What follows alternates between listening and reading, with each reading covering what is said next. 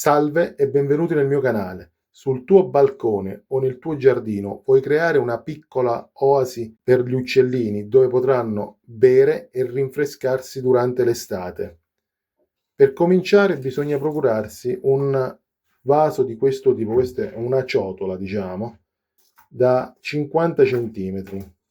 La prima cosa da fare ovviamente è tappare i buchi sotto. Io ho risolto in questo modo avevo tanti contagocce in gomma, smontandoli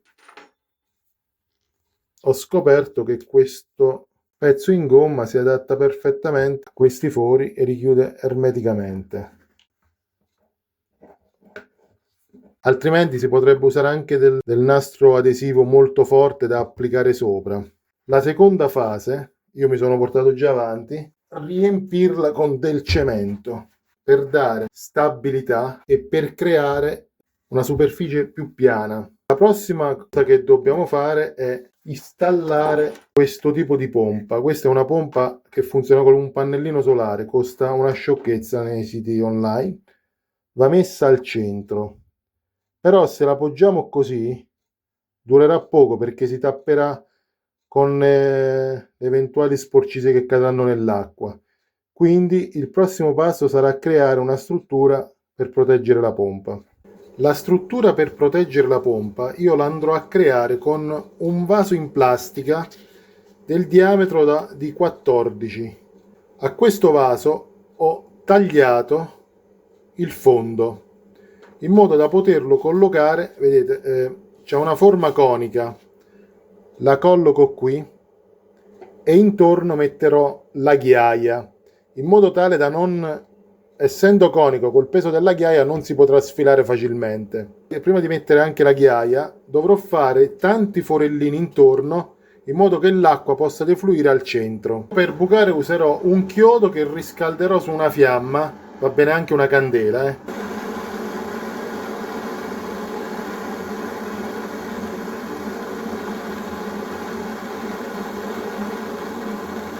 Ecco il lavoro finito. È importante farlo col chiodo caldo affinché non si spacchi, perché col trapano questo tipo di plastica tende a spaccarsi facilmente, invece il chiodo caldo crea un piccolo bordo fuso e diciamo la struttura non ne risente.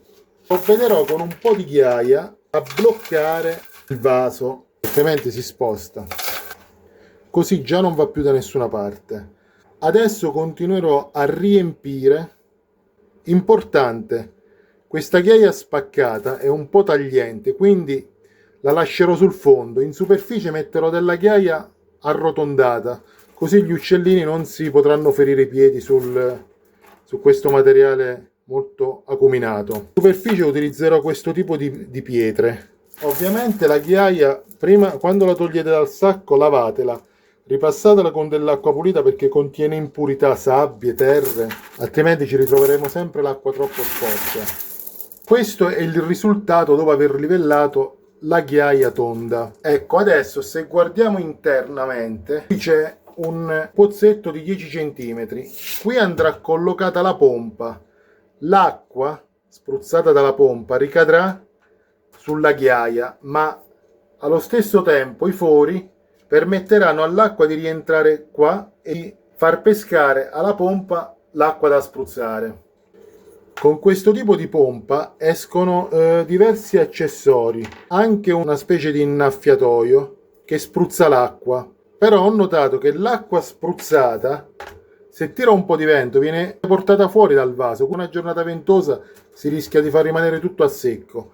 Ho optato per un'altra soluzione. Piuttosto che avere il getto a fontanella, avrò delle piccole cascate. Ecco come ho sistemato il coperchio e la pompa. Qui, se vedete, ho fatto, sempre con il chiodo caldo, ho fatto una piccola tacca per far entrare il filo, così non sbatte, non fa spessore.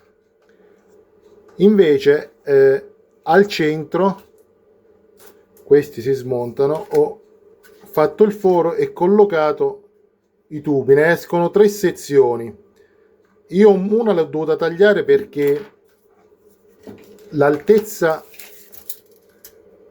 era di 11 cm, mentre la pompa mi arrivava a 10. Adesso con l'aggiunta centrale del tubo mi è praticamente fino alle ventose 11 cm, quindi tocca proprio sul fondo. Ho posizionato 3 viti, ho bucato intorno in modo da farlo agganciare. Rimetto questo. Poi ho fatto 3 piccoli fori temporanei, da qui l'acqua zampillerà. Faccio scendere così.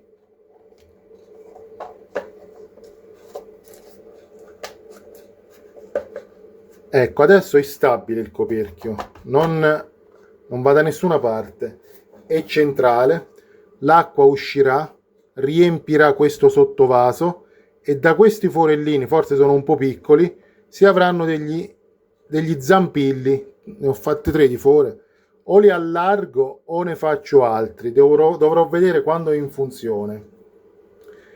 Perché è importante avere la pompa estraibile? Semplicemente per fare pulizia. Queste pompe sono abbastanza longeve, ma vanno tenute pulite.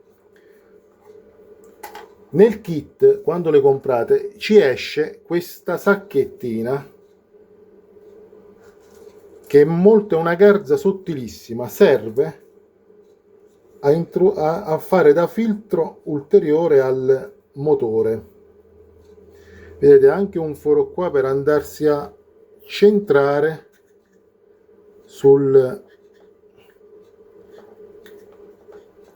è un po' un filtro grezzo, però il suo lavoro lo fa, perché filtra tutte quelle piccole, c'è pure il laccettino con filtra tutte quelle porcherie che possono intasare, microalghe eccetera.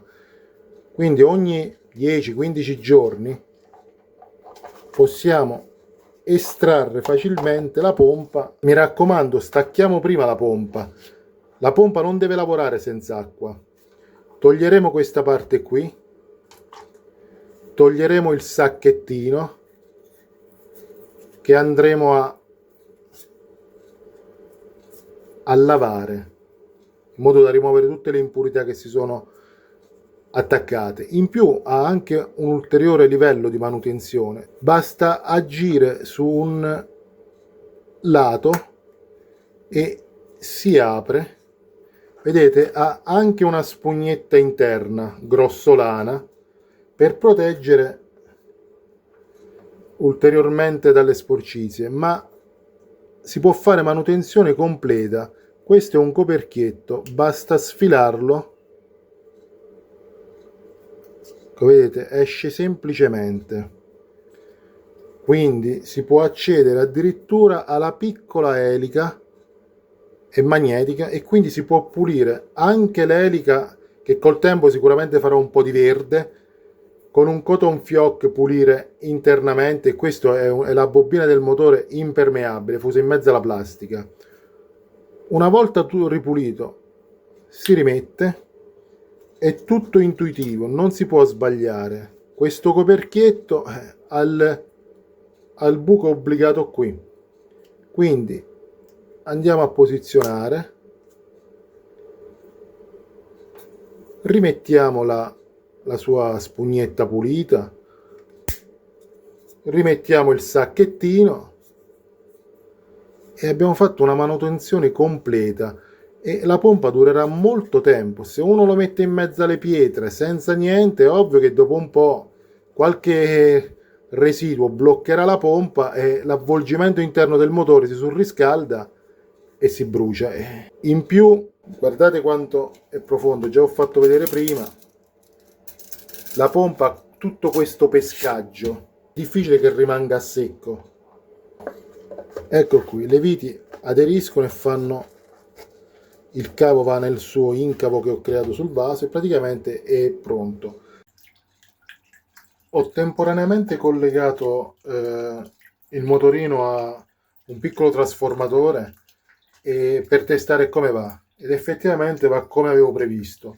Ho solo dovuto aggiungere qualche foro in più e li ho dovuti fare un po' più larghi perché l'acqua era abbondante. Se il video ti è piaciuto, mi raccomando, iscriviti al canale, metti un like e condividi. Se ti piacciono i contenuti del mio canale, puoi anche fare una piccola donazione seguendo il link in descrizione. Grazie.